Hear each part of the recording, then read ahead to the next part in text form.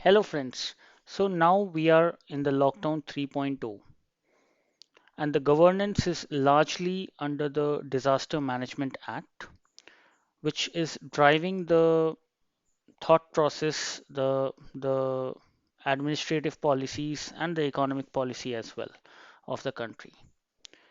And the corporates are increasingly and many intellectuals they are increasingly questioning the rationale of using the Disaster Management Act, which in a way criminalizes most of the violations of the lockdown, and that, if not adhered in letter and spirit by the officials who are implementing the act, then there's a high chance of harassment to the private player who is trying to operate in these difficult times within the boundaries of the lockdown 3.0.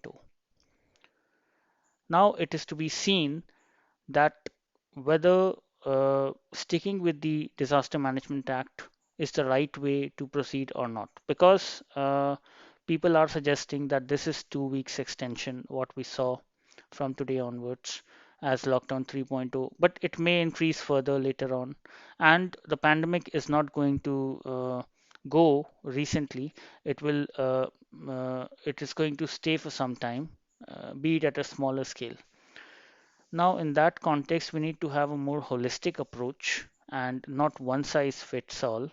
So, there can be certain rationalization on how to handle the economic policy, especially of the country, how to make sure that the rules and orders issued by the government is adhered by the officials in letter and spirit, and that the interaction between the government and the private does not become point of harassment.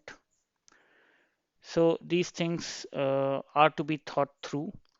And beyond that, we have well classified red zone, orange zone, and green zone. Uh, However, there are, for instance, the plant of Mr. R.C. Bhargav's Maruti plant is in a red zone. However, he got permit to operate the plants at a certain capacity. So the question is that how to uh, get the supply chain activated in the because the other ancillary industry is not having the permit for one or the other reason. Or even if we see some plants opening in the green zone, they are highly linked with the activities of the red zone or the orange zone. So there are a lot of difficulties in aggregating the two. So that is something also can be thought through if we are to make a 1 year plan from now, 1 or 2 year plan from now, then these things are to be thought through, that how to be economically effective in a COVID environment.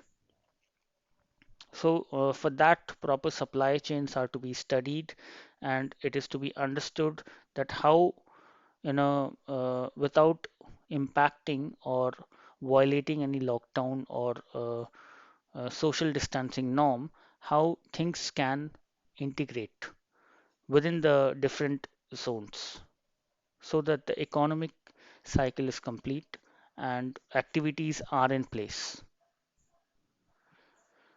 We are living in a world of technology, and we should not limit ourselves to the physical presence. So a lot can be contributed by the red zone as well, and it is being. So a proper strategic way can be adopted as a plan for the coming times, as long as the pandemic stays. That is significant, and it is expected that the government is thinking on those lines. And also, we have seen internationally the most strict lockdowns as of now. And definitely, we have yielded a very positive result from that. We have near about 1,300 deaths as of now, which is very less when compared to the global number of 2.5 lakhs approximately. So we have done good, And though it has been at the cost of economy, but we have saved lives. And our Prime Minister, along with others, we put lives ahead of economy. But if there's a possibility to spike off the economy as well, along with protecting the lives, then that should not be left. That's the idea. Thank you.